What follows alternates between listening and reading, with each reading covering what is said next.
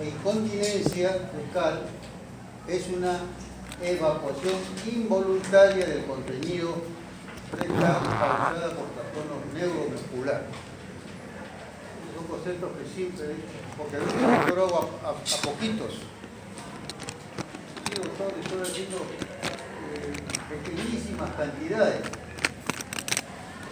pero si no se acompaña de pujo y de teléfono sobre todo, dice que es un trastorno más que todo de la consistencia que tiene, pero no es verdaderamente ni fluida ni líquida. Seguimos.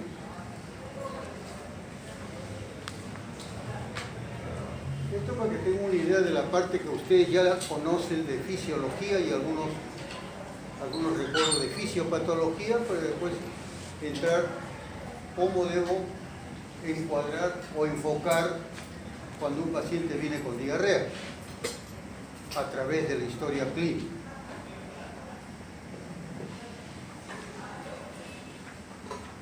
El transporte de solutos y agua se realiza por dos grandes fenómenos o mecanismos: de mucosa serosa, que constituye la absorción, y de serosa mucosa, que constituye la secreción. Pero también puede ser por tres vías: transcelular para los solutos, paracelular para el agua, o puede ser mixto.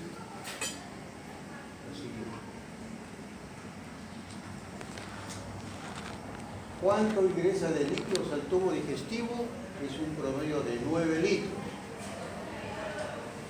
1 de la secreción salival, 2 junto con los alimentos, 2 con la secreción gástrica, 1 con la secreción biliar, 2 con la secreción pancreática y 1 de la secreción intestinal. La suma de esto da 9 litros. De esos 9 litros, el 70% se absorbe en el yeyuno, un 20% en el ilio y 150, 200 en el colon. ¿Y para qué? Para formar las heces y eliminarlos con esa cantidad de líquido. ¿Y por qué el yeyuno absorbe más que el ilio y el ilio más que el colon? Porque conforme descendemos, no solamente es porque recibe mayor cantidad, sino porque por superficie, o sea, metro cuadrado de superficie, siempre va a absorber más. ¿Por qué? Porque tiene que incrementarse ese transporte de serosa mucosa, o sea, la absorción, para evitar que se pierdan los fluidos que contiene los solutos. O sea, ¿eso qué significa? Que siempre la absorción es mayor que la secreción. ¿Qué pasaría si fuese al revés? ¿Qué dicen ustedes? Si la absorción está disminuida, se va a producir. Y si la secreción está aumentada, por supuesto, porque hay una hipersecreción hacia la luz intestinal de los solutos y el agua. La siguiente. Este es un esquema para que ustedes puedan observar el desplazamiento de los solutos y el agua.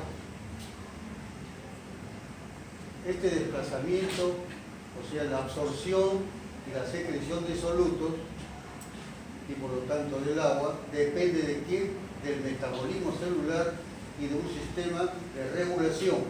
Aquí interviene la denisciclasa de membrana. Esta denisciclasa, que es una enzima que induce la conversión del ATP a AMP cíclico. Y sabemos que el AMP cíclico es un regulador de la excreción justamente de solutos y agua de la luz intestinal. También intervienen sustancias como el vasopéptido intestinal y las prostaglandinas. La siguiente. Importante el desplazamiento del sodio a través de la mucosa intestinal, fundamentalmente en el borde del cepillo. Este desplazamiento se realiza por absorción pasiva de mayor a menor concentración, absorción activa por un transportador común de sodio y glucosa, acoplado al sodio, y también secreción activa junto con el cloro. ¿Y por qué esto es importante? En los pacientes que tienen diarrea, y me voy a referir al transportador común de glucosa y sodio. Esto consiste en una proteína que capta el sodio de la luz intestinal y lo transfiere hacia el interior del enterocito y vuelve a su sitio primitivo. Acá encontramos, acá en la membrana vasolateral, encontramos lo que se llama la bomba de sodio ATPasa dependiente de potasio, que va a intercambiar dos moléculas de sodio por 3 de potasio. Entonces, siempre va a estar disminuida la concentración de sodio de la luz hacia el interior del enterocito, creando una gradiente, una mayor gradiente para este catión, y que permite una mayor concentración de la glucosa para facilitar el transporte del sodio. Y también el sodio favorece el transporte pasivo del agua. Y esto es importante en el tratamiento de los pacientes que tienen diarrea secretora. La siguiente. Y por último tenemos también importante recordar la renovación celular, que se realiza cada 3 a 5 días. Porque la digestión previa a la absorción se realiza un medio hipóxico, por la misma constitución histológica de la velocidad intestinal, cuya rama capilar y venosa corre muy juntos, pero contracorriente. Entonces, el oxígeno que llega de las células inmaduras, de las criptas, sufre una desviación fisiológica, y entonces el capilar está hipóxico. Estas células inmaduras, conforme van ascendiendo, van a tener acción sobre el metabolismo de las proteínas y carbohidratos. Al llegar en el vértice no pueden permanecer mucho tiempo en este medio hipóxico, entonces van a ser excretados por desprendimiento del epitelio a la luz intestinal, y favorece también para que las enzimas que se encuentran en esta zona permitan la digestión y la absorción de los carbohidratos y de las proteínas, o sea, los carbohidratos monosacáridos y las proteínas aminoácidos. Esta renovación celular permite pues que se realice esto continuamente, mientras que en la cripta que secretan células inmaduras, en la vellosidad encuentran las células madres. Bien, bien. Ya hemos hablado de esto. No se olviden que siempre la absorción es mayor que la secreción, una relación 3 a 1. Seguimos. Y acá lo que dijimos antes: diarrea, incremento de la frecuencia, el peso fecal mayor de 200 gramos y el agua 75% del peso total. La siguiente.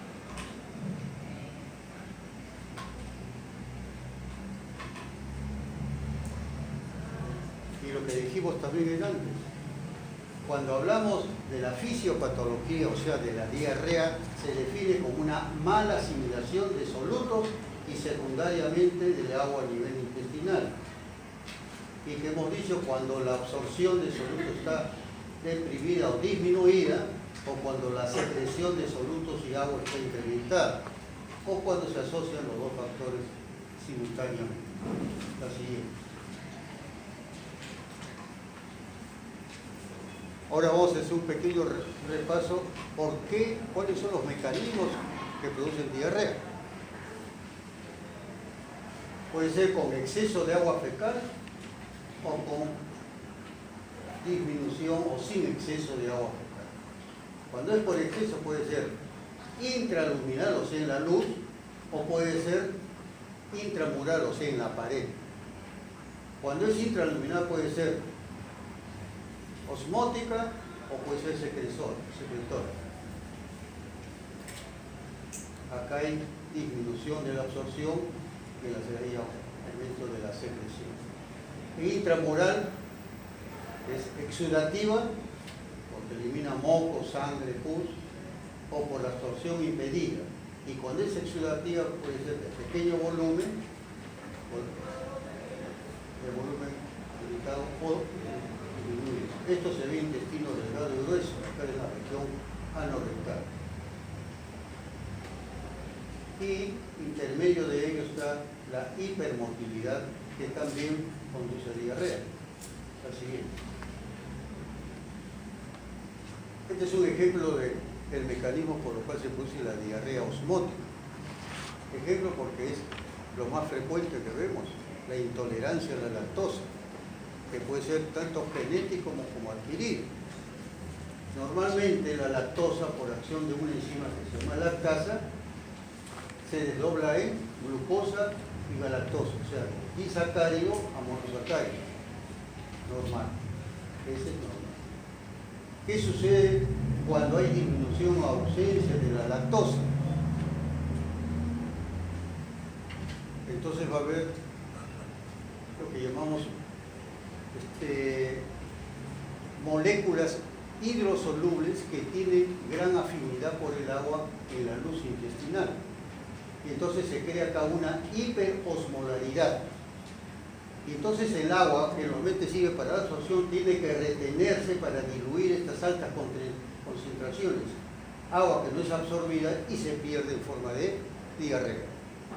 Además, al llegar al intestino por acción de las bacterias, hay el fenómeno de fermentación, o sea, gran producción de CO2 y de hidrógeno.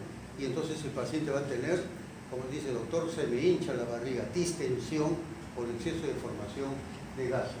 Y el pH de la sed va a ser ácido, porque hay gran cantidad de ácido láctico. El ejemplo de esa intolerancia a la lactosa, los que usan laxantes con mucha frecuencia por este mecanismo. En la diabetes mellitus también se va a producir este tipo de diarrea. La siguiente. El otro mecanismo intraluminal es la secretora. Y esto es lo que vemos con mucha más frecuencia que la intolerancia a la lactosa. Acá se produce porque hay dos mecanismos. Uno que se adhiere definitivamente en la vellosidad intestinal, en el borde cefíleo, y solamente deja de actuar cuando se produce la renovación celular. Y segundo, que elabora una toxina, que realmente es una exotoxina. Esta exotoxina va a incrementar la actividad de la adenosiclasa, del vaso péptido intestinal y de las prostaglandinas.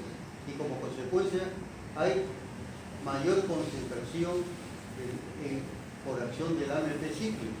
Al aumentar el AMP cíclico hay hipersecreción hacia la luz intestinal y se produce diarrea. ¿Y por qué tiene ese mecanismo? Porque va a bloquear el transporte, transporte acoplado de cloro y sodio, pero deja libre el transportador común de sodio y glucosa. Y eso tiene su importancia. Entonces repito, dos mecanismos.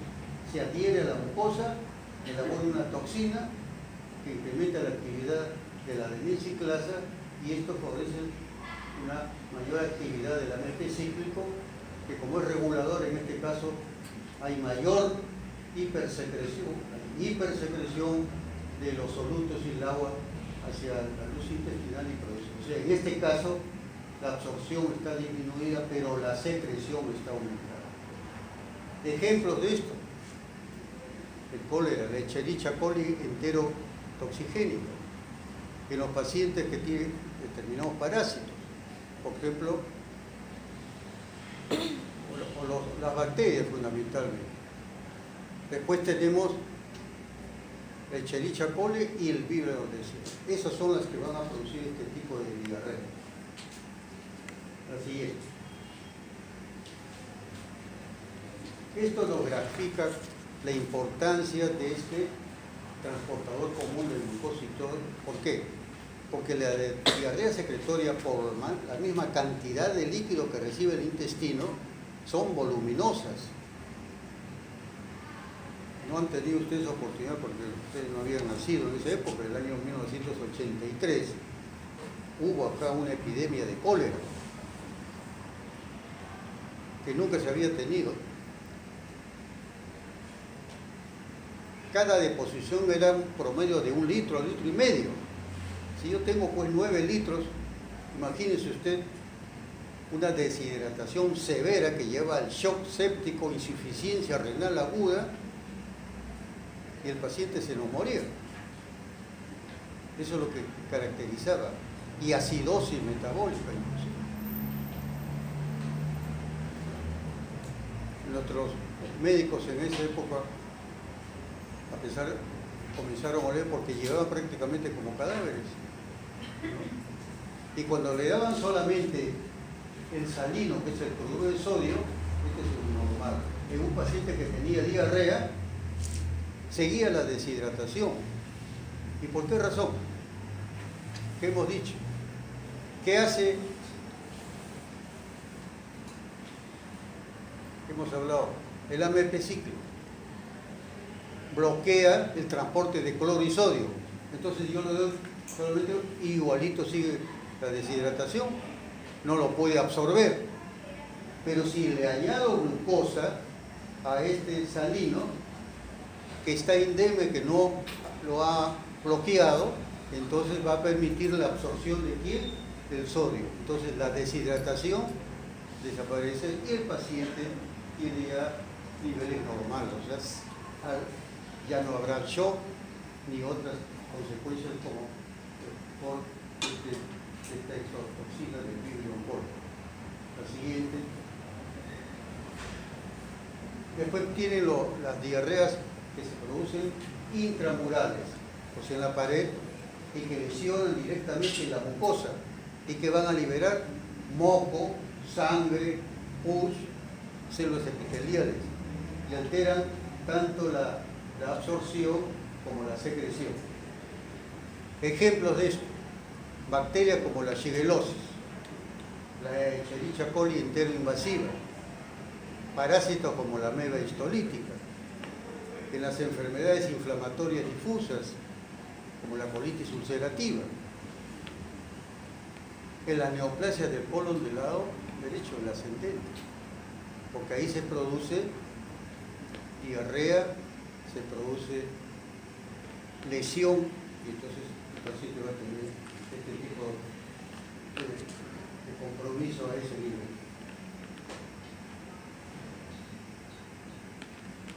La siguiente. Esta, o sea, la otra hemos dicho que es por absorción impedida. ¿Qué va a pasar? Son lesiones difusas y por lo tanto no van a asimilar los nutrientes y tampoco el agua. Entonces, al bloquear sobre todo la absorción de agua, esto se pierde en forma de diarrea por la luz.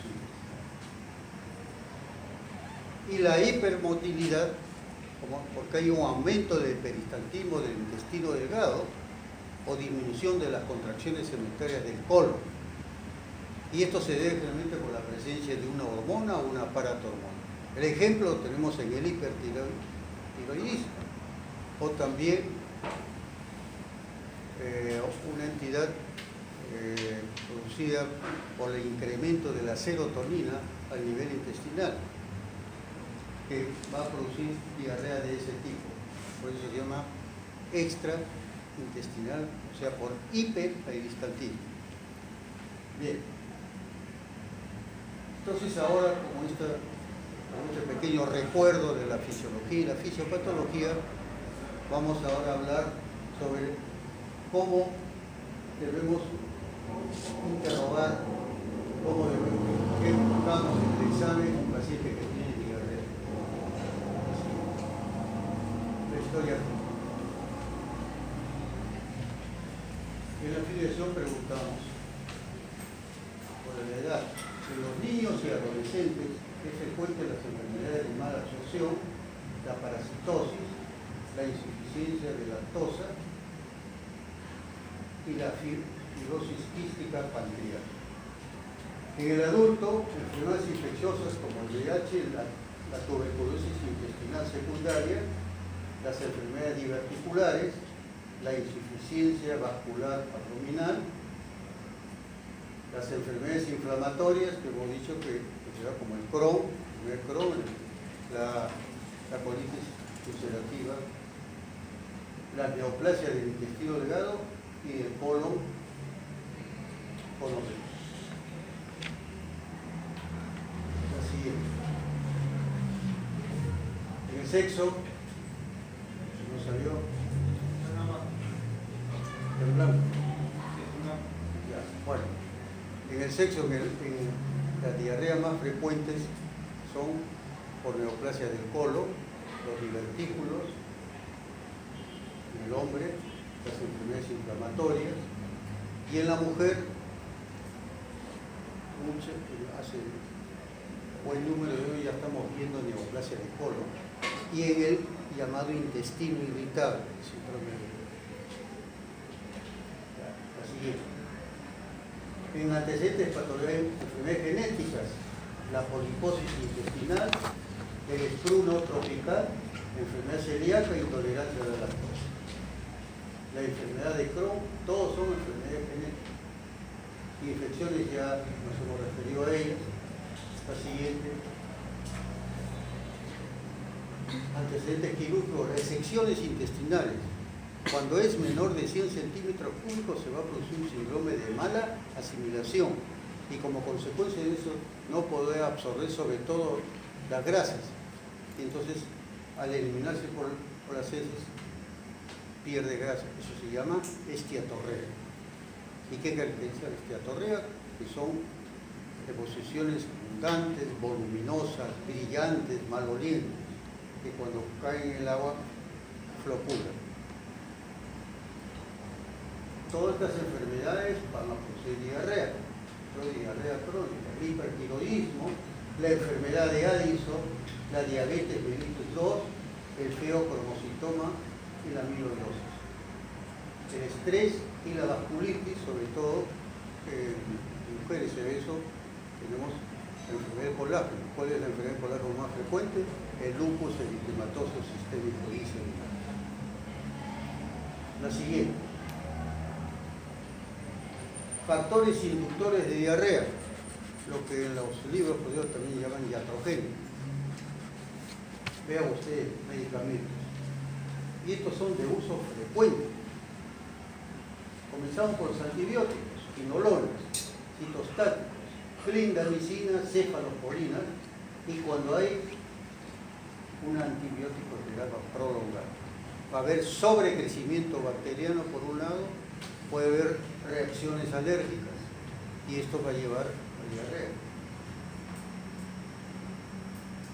El uso de antiácidos, laxantes, el sorbitol y el sacarosa va a llevar a una diarrea de tipo osmótico. El uso de colchicina, colesterol, la colchicina se emplea en una enfermedad que se llama la gota, trastorno del metabolismo de las proteínas, y la colesterinamina para mejorar la absorción de sales biliares. Estos van a producir un síndrome de mala asimilación. Y por último, los antiinflamatorios, ¿no? Que es lo que más utilizamos. Produce inflamación y ulceración de la mucosa. Intoxicación por metales pesados como el plomo, arsénico y mercurio. Ahora últimamente, usted sabe que el nombre de Dios, por la cuestión de buscar el oro, usa mercurio. Y las alergias políticas y similares. O sea, recuerden, pero estas son las más frecuentes. No se olviden. La siguiente. Y viene la anamnesis, el interrogatorio. Cuando estamos ante una diarrea aguda, o sea, de 1 a 2 semanas, ¿qué debemos preguntar? ¿Cómo se inició? ¿Fue brusco o fue progresivo? Brusco. bacterias, virus, toxinas o fármacos. O sea, hay una relación causa-efecto. Progresivo se ve en parásitos como la disentería liviana o la giardiasis. La duración. ¿Cuánto tiempo le apareció la diarrea? Si es entre 1 a 3 horas después de tóxicos alimenticios, tenemos que pensar que es por el estafilococo aureus. Si es dentro de las 24 horas, ingesta de toxinas preformadas, por ejemplo, de los enlatados, Clostridium botulinum, por ejemplo. La que no está relacionada con la ingesta de alimentos son las gastroenteritis de tipo viral. El ECO, el Coxsackie, el rotavirus, que se ve sobre todo en niños. ¿Qué alimentos ingirió? Comidas preparadas e inadecuadamente refrigeradas, tóxico infeccioso, estafilococo aureus. Ingesta de huevos por aves infectadas, salmonella. Ingesta de carnes infectadas, de animales infectados, Clostridium perfringens, y alimentos enlatados, Clostridium botulinum. Esto es muy importante preguntar porque la razón es que, sabiendo el tiempo de incubación y los síntomas que van a presentar asociados, tengo que actuar inmediatamente. Recuerden, en la diarrea aguda no se utilizan antibióticos, ni antiespasmódicos, ni antidiarreicos, como se hace con frecuencia. Antes, en mi época, había forma que se llama la poción corcho. Se le ponía un corcho, como dicen, le han puesto en el recto y ya no salía. ¿Y qué pasaba con esas bacterias? Estaban felices, como había bajado nuestra... ¿Qué tenemos? ¿Cuál es nuestra defensa en el intestino? Las bacterias, saprofitas, ¿no es cierto? Que hay saprofitas. ¿Cuál es el otro que nos defiende? Cuando ingerimos un alimento, ¿cuál es la primera barrera? El ácido clorhídrico, con excepción del Mycobacterium tuberculosis, por eso se llama bacilo ácido resistente. Entonces, tenga muy presente eso. Le digo esto porque, entonces, ¿cuál es el tratamiento? Dice el doctor, ¿y cuál es el tratamiento? Si no tiene vómitos, será el tratamiento con qué? Reponer los líquidos que ha perdido por la diarrea, o sea, hidratarlo al paciente. Y cuanto más pequeño o en la etapa opuesta de la vida, son más lábiles a las deshidrataciones, porque pueden llegar al shock hipovolémico y en algunos casos en el adulto mayor, cuando hay otros factores agregados, entonces puede llegar hasta el óbito del paciente. Seguimos. Síntomas que acompañan. Cuando el paciente tiene náuseas y vómitos, es por la toxina de la bacteria, estafilococo, lo vemos en esta hoja. Dolor periumbilical, en la shigellosis, estafilococo y los virus. Fiebre, vemos frecuente la salmonella shigella. Mialgias, malestar general, diarreas infecciosas agudas, no en las crónicas, no vamos a ver eso. ¿Y por qué habrá mialgias y dolores? Incluso dice, doctor, me tiemblan las piernas, tengo calambres, porque está perdiendo no solamente agua, sino solutos, sodio y sobre todo potasio. Y por eso que el tratamiento, si no vomita, es por vía oral. Si vomita, es por vía parenteral. No sé si habrán escuchado en los libros, habrán leído lo que llamaban la bolsita salvadora. ¿Qué contenía? Cloruro de sodio, cloruro de potasio, bicarbonato y glucosa. Entonces lo podía absorber, pero si no hubiera habido glucosa en esa solución, igualito seguía la deshidratación. Grupos de... otra cosa importante, relación con el ayuno. La diarrea, que es voluminosa en el ayuno y que no mejora, es de tipo secretor. En cambio, si mejora con el ayuno, es de tipo osmótico. Es una diferenciación que podemos hacer. O sea, persiste en la primera y en el otro grupo. Grupos de alto riesgo. Se pregunta si alguien de los familiares en el trabajo, escuelas, presenta diarrea, comieron los mismos alimentos que ustedes. Sucede, por ejemplo, antes veíamos mucho el famoso queso fresco. Me iba al mercado y había esos quesos que eran como rodeados de cáscara de plátano, muy riquísimo, pero no estaba ni refrigerado, entonces se me dio una diarrea y comía toda la familia, pues, en el desayuno, y dentro de menos de 3 horas todo el mundo se peleaba por entrar al baño. Si ha viajado recientemente, famosa diarrea, puede producirse por bacterias, puede ser por parásitos o por virus. Las personas con inmunodeficiencia primaria o secundaria, por ejemplo los ancianos, el VIH y los tratados con inmunosupresores. Para bajar las defensas, estos gérmenes saprofitos se hacen agresivos. Y cuando ustedes tienen una diarrea aguda infecciosa, es que nuestra flora intestinal saprofita no ha podido detener la proliferación de gérmenes del alimento ingerido. Continuamos. En cuanto a la diarrea crónica, se le pregunta, ¿su diarrea crónica significa pues que tiene más de 4 semanas? Puede ser 2, 3 meses. Y como ven acá, primero se pregunta si es desde la infancia la enfermedad celíaca, el excluno tropical, la intolerancia a la lactosa, que también es no solamente adquirido, sino genético. Acá se han hecho estudios y se ha demostrado que todo un árbol familiar, como dice, desde el abuelo hasta el padre, sufre. ¿Su diarrea es continua o es intermitente? Si dice que es continua, lo observamos en las enfermedades inflamatorias difusas e en el hipertiroidismo. Intermitente, síndrome de mala asimilación, diverticulitis. Acá es importante, en el carcinoma de colon,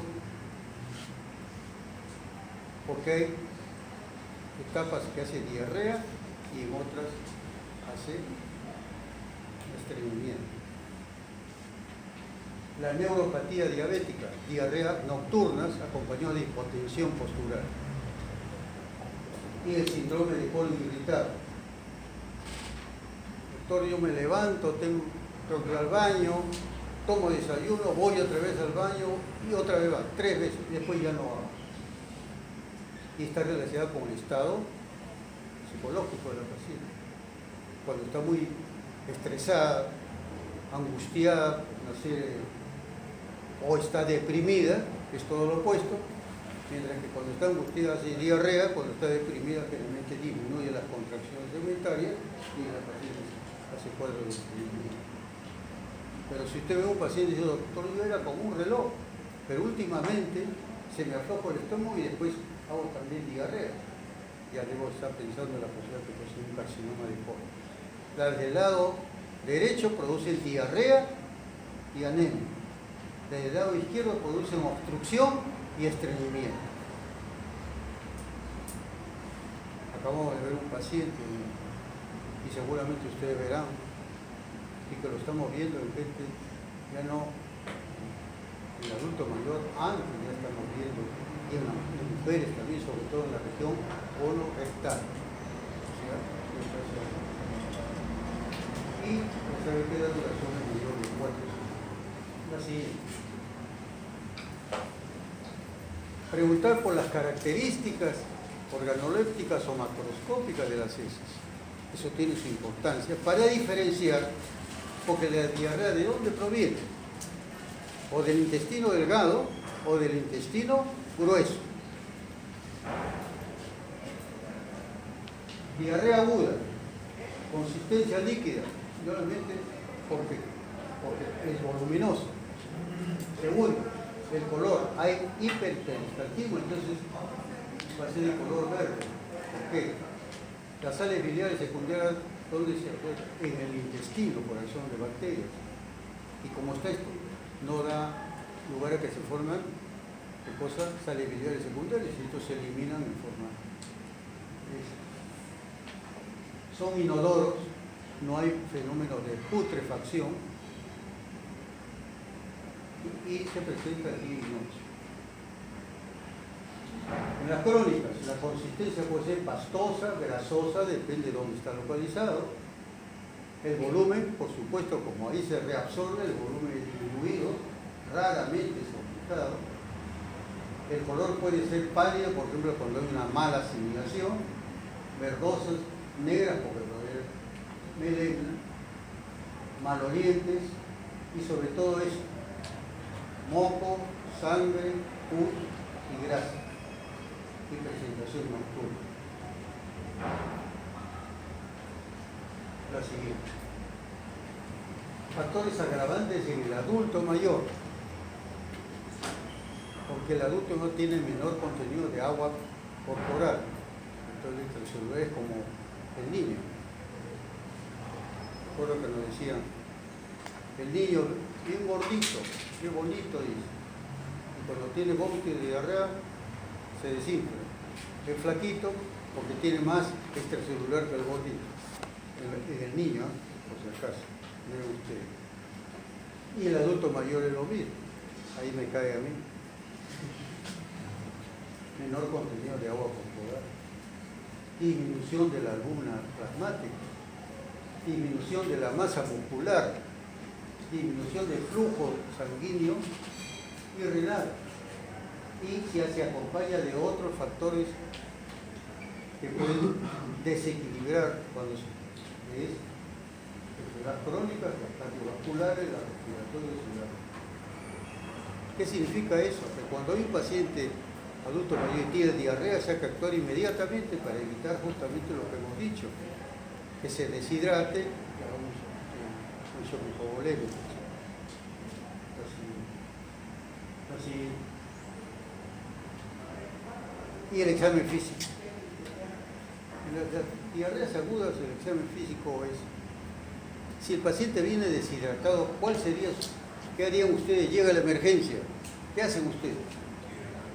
Hidratar. ¿Y cómo sé qué grado de deshidratación tiene? Que voy a tomar las funciones vitales, ¿cierto? Presión arterial, pulso, el volumen urinario, me da una idea de la pérdida que tiene. Porque ¿cuál va a ser su actitud? Inmediatamente pasarle rápido un salino. Para mejorar el volumen plasmático. Pero si ve que sigue la diarrea, tengo que agregarle glucosa. Eso es lo que tenemos que hacer. Nada de antibióticos. Ahora, si esta diarrea dura más de 48 y comienza a aparecer fiebre, ahí sí tengo que darle un antibiótico. Signos de shock, ya ustedes conocen. Cómo está el peristaltismo incrementado. Puede haber dolor abdominal, como hemos dicho, y fiebre cuando se presenta, que es necesario ya utilizar antibióticos por vía parenteral. Diarrea crónica. En el síndrome de mala asimilación va a haber adelgazamiento. ¿Por qué habrá adelgazamiento? Que lo vamos a ver a continuación. Porque está perdiendo ¿qué cosa? ¿Cuál de los macronutrientes se está perdiendo por las heces? Que también tome el nombre de enteropatía perdedora de proteína. Voy a perder proteína por las heces. ¿Y cómo estará la presión osmótica? ¿Correcto? Y entonces el paciente se adelgaza. No solamente, no puede tampoco ni digerir ni absorber la grasa, que es la que da calorías junto con los hidratos de carbono.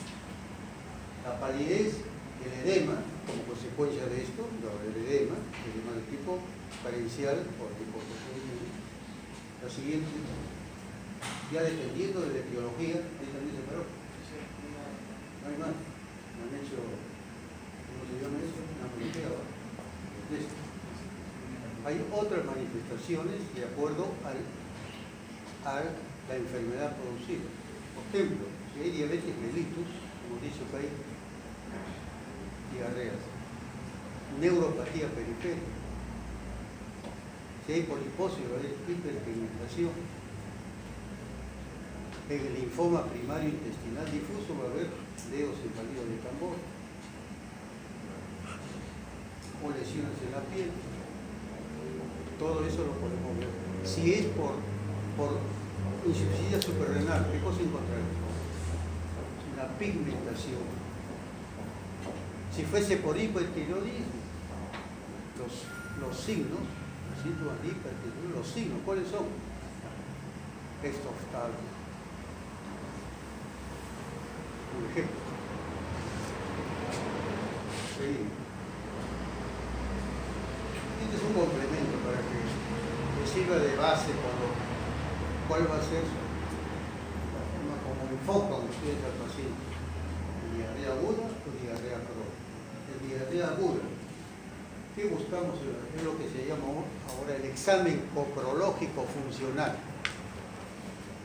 Y ahí vamos a tener todo lo que ustedes ven acá. Presencia de moco, pus y sangre. Si hay eso, ¿qué me va a decir? Que es una diarrea de tipo, ¿cuál de ellas? Exudativo. ¿Y que de qué parte del intestino? Del colon. Y como agente etiológico puede ser la shigellosis, la famosa disentería bacilar. O puede ser por amebia histolítica, ¿cómo se llama? Disentería mediana. Parásitos. Ya en la primera clase digo, ¿cuáles son los parásitos que producen del intestino delgado que producen diarrea? A la cabeza. Cosmopolita. Giardia lambda. La lombriz, ¿cómo se llama? Ascaris lumbricoides. El Strongyloides estercoralis. El Ankylostoma duodenale. Todos ellos van a producir no solamente sino mala asimilación. Cuando es una diarrea orgánica, y eso también aprendan, en cualquier patología, lo primero que tengo que ver si este es algo orgánico que está lesionado. Solamente por exclusión voy a pensar que es de tipo funcional. Entonces, si yo encuentro acá células inflamatorias, es orgánico.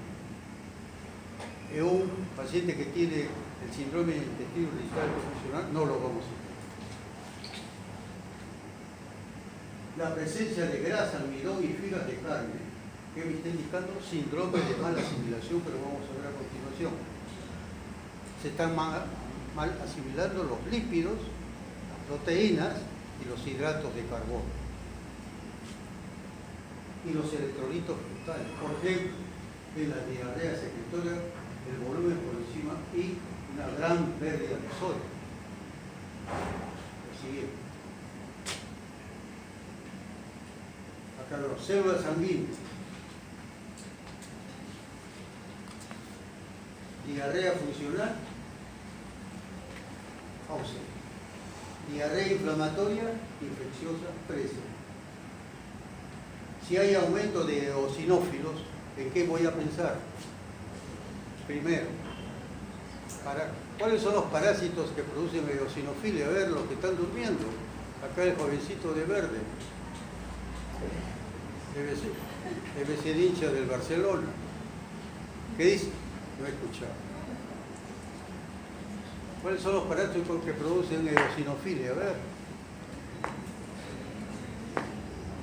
Se olvidaron de la parasitología. Voy a hablar con el doctor Nájera. ¿Nadie? Perdidos en el espacio. ¿Los protozoarios producen eosinofilia? No. ¿Cuáles son esos protozoarios? Si hay giardia o hay amiba histolítica, no va a haber eosinofilia. ¿Y cuáles son los que producen grandes eosinofilios? De todos.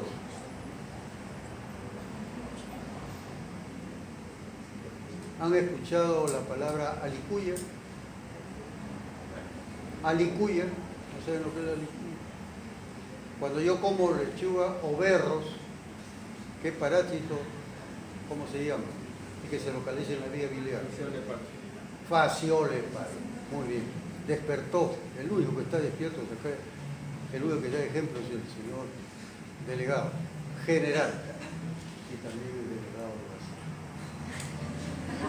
de pasar el resultado. Bueno, exactamente. El estonquiloides. El más agresivo de todos es el estonquiloides. Puede producir una infestación masiva. Acá no está nuestra gran amiguita María José, ¿no?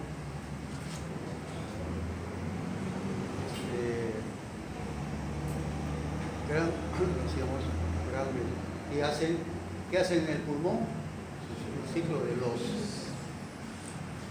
también política y uno de la secreción intestinal. La suma de esto da 9 litros. De esos 9 litros, el 70% se absorbe en el yeyuno, un 20% en el ilio y 150, 200 en el colon. ¿Para qué? Para formar las heces y eliminarlos con esa cantidad de líquidos. ¿Y por qué el yeyuno absorbe más que el ilio y el ilio más que el colon? Porque conforme descendemos, no solamente es porque recibe mayor cantidad, sino porque por superficie, o sea, metro cuadrado de superficie, siempre va a absorber más. ¿Por qué? Porque tiene que incrementarse ese transporte de serosa mucosa, o sea, la absorción, para evitar que se pierdan los fluidos que contar o enfocar cuando un paciente viene con diarrea, a través de la historia clínica.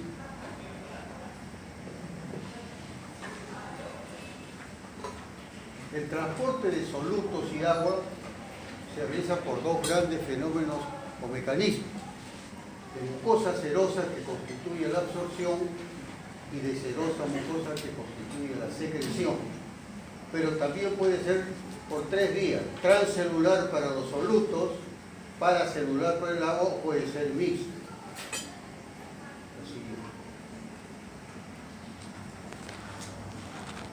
¿Cuánto ingresa de líquidos al tubo digestivo? Es un promedio de 9 litros. Uno de la secreción salival, 2 junto con los alimentos, 2 con la secreción gástrica, 1 con la secreción biliar, 2 con la secreción pancreatal. La incontinencia fecal es una evacuación involuntaria del contenido rectal causada por trastornos neuromusculares. Son conceptos que siempre, porque a veces yo hago a poquitos. Sí, doctor, estoy haciendo pequeñísimas cantidades, pero si no se acompaña de pujo y de teléfono sobre todo, dice que es un trastorno más que todo de la consistencia que tiene, pero no es verdaderamente ni fluida ni líquida. Seguimos.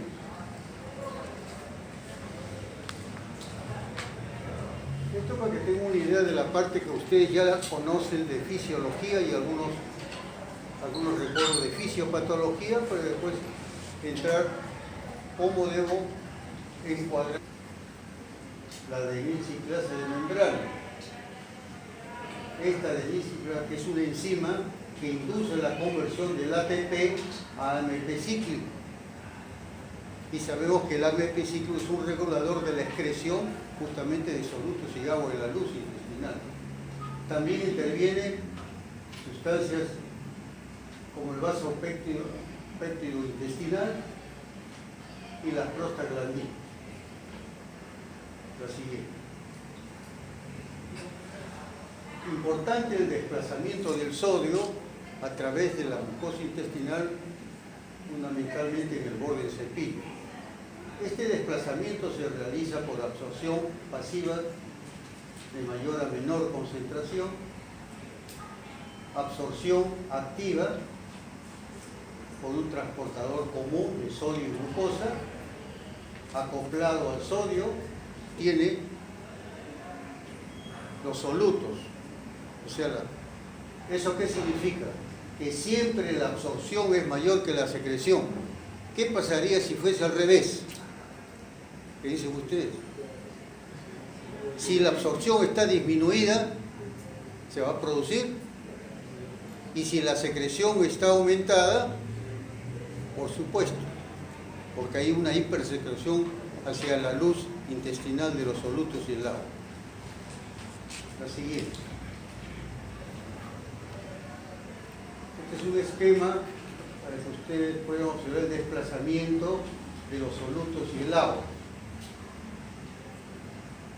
Este desplazamiento, o sea, la absorción y la secreción de solutos y por lo tanto del agua, depende de quién, del metabolismo celular y de un sistema de regulación. Aquí interviene